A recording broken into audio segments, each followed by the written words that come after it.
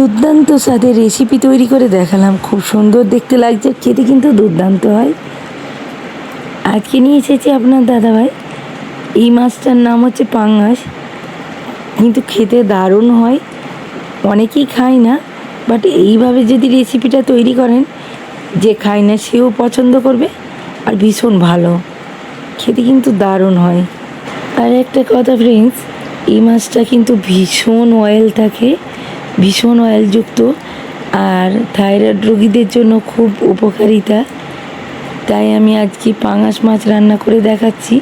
ফার্স্টেই মাছটা কিন্তু আমি ধুয়ে নেব খুব ভালো করে, পরিষ্কার করে লগড়ে লগড়ে ধুয়ে নিচ্ছি।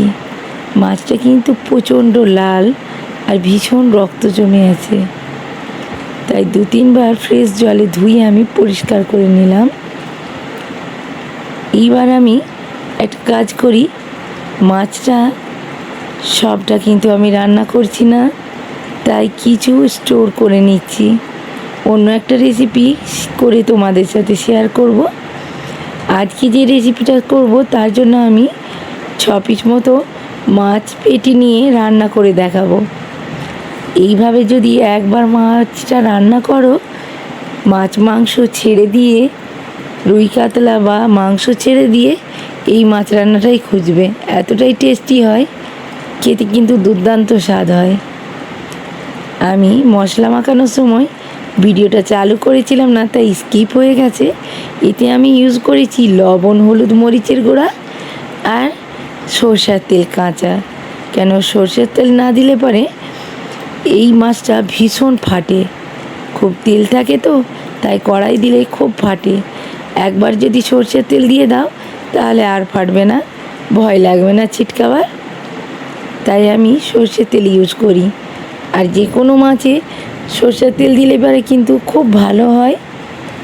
একবার ট্রাই করে দেখো, আশা করি খুবই উপকারে লাগবে আর ভীষণ ভালো লাগবে।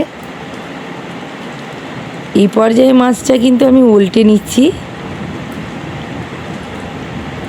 আর ফ্রেন্ডস, কিছু মনে করো না, আমার গলার ভয়েসটা একটু চেঞ্জ হয়ে গেছে। বিয়েবাড়ি কাটিয়েছি, আর বিয়েবাড়ি গিয়ে ভীষণ ঠান্ডা পানি খেয়ে নিয়েছি, যার জন্য খুবই অসুস্থ। আর যারা যারা আমার ভিডিও পায় না তাদের কাছে সরি, কারণ আমি ভীষণ ব্যস্ত ছিলাম মেয়েকে নিয়ে, আমি ভিডিও আপলোড করতে পারি না বিয়েবাড়িতে। আমি আজ থেকে প্রপারভাবে ভিডিও দিতে শুরু করব আবার। আশা করি তোমাদের সাপোর্ট পাবো, পাশে থাকবে। কারণ এই পর্যন্ত যতটুকু সাপোর্ট পেয়েছি তোমাদের, আমি তবেই মনের জোর পেয়ে আগাচ্ছি। নাহলে কিন্তু আমার পক্ষে সম্ভব হতো না এইভাবে ইউটিউব চালানো। কারণ ভীষণ কষ্ট, যারা কুকিং ভিডিও করে তাদের জন্য সংসার সামলে কতটা টাফ হয়ে পড়ে একমাত্র তারাই বোঝেন। ভীষণ কঠিন ছোট বাচ্চা নিয়ে রান্না করে ভিডিও তুলে ধরা। এই পর্যায়ে মাছগুলো হয়ে গেছে, আমি তুলে নিচ্ছি। এই মাছটা কিন্তু খুব একটা কড়াভাবে ভাজা যায় না, কারণ ভীষণ অয়েল থাকে। এই দেখো মাছগুলো আমি তুলে নিয়েছি। এবার এই কড়াইয়ের মধ্যে একটা তেজপাতা, গোটা মরিচ দিয়ে নেড়ে নিচ্ছি। এলাচ আর দারচিনিও দিয়েছি, আর পেঁয়াজ কেটে রাখা দিয়ে দিলাম। ভালো করে নেড়ে চেড়ে হালকা ব্রাউন হয়ে এলে আমি একটু টমেটো কুচি দিয়ে দেব।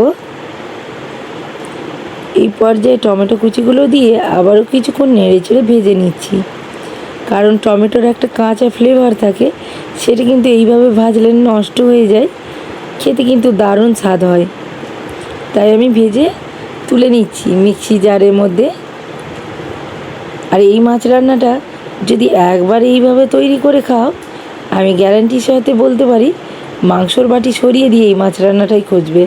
আর যারা পাঙাশ মাছ পছন্দ করে না তাদের উদ্দেশ্যে বলবো, অবশ্যই এটা একবার হলেও তোমরা ট্রাই করতে পারো। আশা করি তোমাদেরকে ভালো লাগবে, খুবই ভীষণ ভালো লাগবে।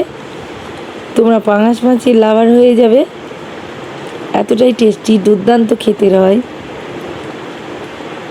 আমি মিক্সি জারের মধ্যে পিষে এইভাবে ঢেলে নিয়েছি। কিছুক্ষণ নেড়ে জল দিয়ে আবারও বুলিয়ে নিচ্ছি, অনেকটা মশলা লেগেছিল। এই মশলাটা এইভাবে যদি পিষে নাও দুর্দান্ত স্বাদ লাগবে খেতে, গ্রেভিটা আলাদা টেস্ট লাগবে, আর মাছের যে একটা ফ্লেভার থাকে ওটাও সুন্দর আসবে, খুব ভালো লাগবে। এই পর্যায়ে ginger garlic paste, turmeric powder 1 চামচ, রেড চিলি পাউডার 1 চামচ, সল্ট 1 চামচ দিয়ে ভালো করে নেড়ে চেড়ে ভেজে নিয়েছি। হালকা তেল ছেড়ে এসে আমি পরিমাণ মতো জল দিয়ে ভালো করে কড়াইয়ের মশলাগুলো ঢেলে নিচ্ছি। ফুটে এসেছে, মাছগুলো কিন্তু এই পর্যায়ে আমি ঠিক ছেড়ে দেব। আমি প্রত্যেকটা মাছ এইভাবে দিয়ে দিচ্ছি। মাছগুলো দিয়ে আমি 10 মিনিটের মতো ফুটিয়ে নেব, কারণ এই মাছটা 80% হয়েছিল, ভেজেছিলাম, তাই আমি 10 মিনিটের মতো ফোটালেই মাছটা কিন্তু রেডি হয়ে যাবে পুরোপুরিভাবে। এই দেখো কালারটা দেখো, মাশাআল্লাহ দারুণ কালার এসেছে। এই পর্যায়ে আমি 2-4 দানা চিনি ছড়িয়ে দিচ্ছি। চিনিটা খুবই এর টেস্টটা অন্যরকম করে দেবে, তাই আমি 2-4 দানা চিনি ছড়ালাম। আর একটু ভোনা কোটা জিরা, ধনে, শুকনো মরিচ কোটা দিয়ে দিলাম। আর এই পর্যায়ে কিছু ধনে পাতা কুচিও দিয়ে দিচ্ছি। খেতে কিন্তু দারুণ স্বাদ হবে। দেখে বুঝতে পারছো মাছের গ্রেভিটা কতটা সুন্দর হয়েছে। আর এই ধরনের রান্না করলে পারে আমি বলতে পারি মাংসের বাটিটা কেউ ছুঁয়েও দেখবে না, এতটাই টেস্টি হয়। এই দেখো গ্রেভিটা দেখো, জাস্ট দারুণ হয়েছে, তাই না ফ্রেন্ডস? অবশ্যই কিন্তু যারা পাঙাশ মাছ খাও না এই রেসিপিটা তৈরি করে খেও, তারপরে বলবে যে এই দিদিভাই বলেছিল। সত্যি অসাধারণ হয় খেতে। আমিও কিন্তু খেতাম না, তবে এইভাবে আমি আইডিয়া দিয়ে রান্না করে দেখলাম, দারুণ স্বাদ হয়েছে খেতে, কিন্তু আমারও ভালো লেগেছে। কালার যেমন, ঘ্রাণও যেমন, আর খেতে কিন্তু দুর্দান্ত স্বাদ, খুব টেস্টি হয়েছে। এইভাবে অবশ্যই ট্রাই করো, আর ভালো লাগলে লাইক দিও, কমেন্টে জানিও আজকের রেসিপি তোমাদের কাছে কেমন লেগেছে। আমি প্লেটে সার্ভ করছি, কারণ আজকে দুপুরে এইটা খেতে হবে আমাদেরকে, ডিনার আছে। ডিনারে এইটা হলে পরে এই রেসিপিটা দুর্দান্ত স্বাদ বাড়িয়ে দেবে। আর আজকে আমি একটু বিহারের স্টাইলে খাবারটা সার্ভ করে দেখাবো তোমাদের কাছে। আমরা যে ফ্ল্যাটে থাকতাম সেই ফ্ল্যাটের আন্টি বা আশেপাশে প্রত্যেকেই এইভাবে সার্ভ করতো, কিন্তু দুর্দান্ত খেতে লাগতো।